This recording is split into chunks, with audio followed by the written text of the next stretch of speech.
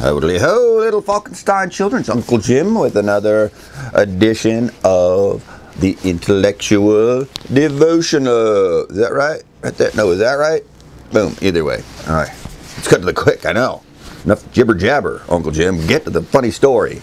I mean, the smart story. Story. Okay. This week's episode, Mary Magdalene. Let's see. I wonder if she's a famous singer. I must find out. Oh, no, but there have been songs written about her. Mary Magdalene, or Mary of Magdala, was one of Jesus' most prominent disciples, and certainly his most discussed female disciple. Boom. The canonical Gospels recount that Mary Magdalene became a follower of Jesus when he exorcised 7 demons from her.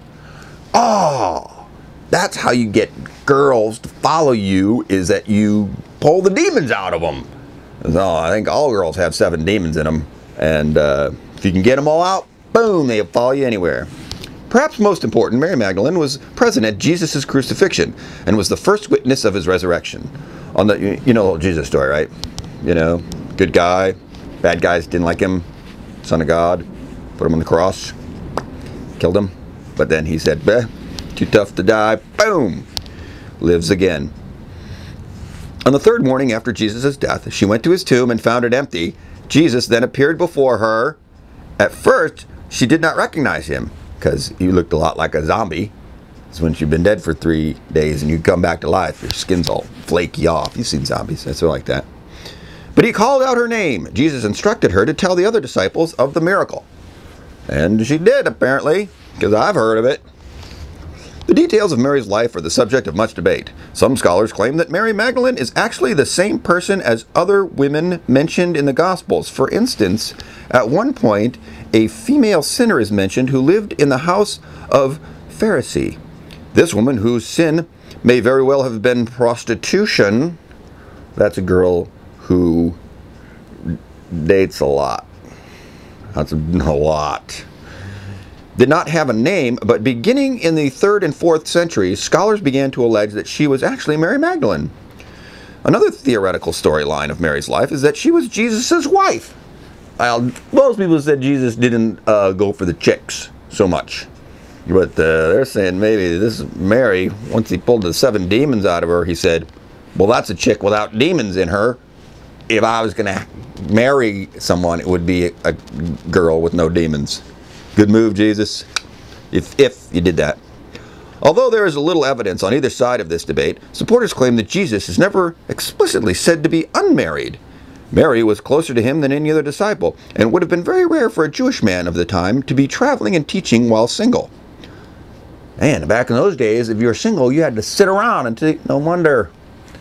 It makes more sense that people got married younger, because they couldn't leave and go out without a wife, apparently. Oh. On the other hand, there was little evidence to suggest that she was his wife, and that being an unmarried teacher would not be too outlandish. Oh, so teachers could walk around, but regular people, unmarried, you know. Considering Jesus' revolutionary worldview, well, he was a rebel, so who knows what that guy did.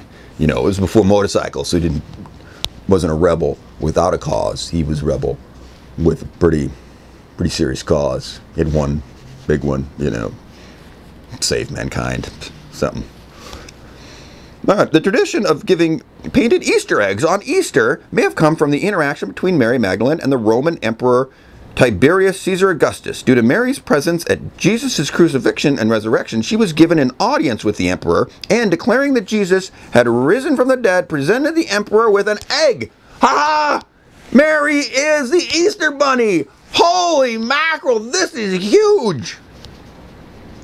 The emperor responded that Jesus' rising was as likely as the egg turning red, which it promptly did.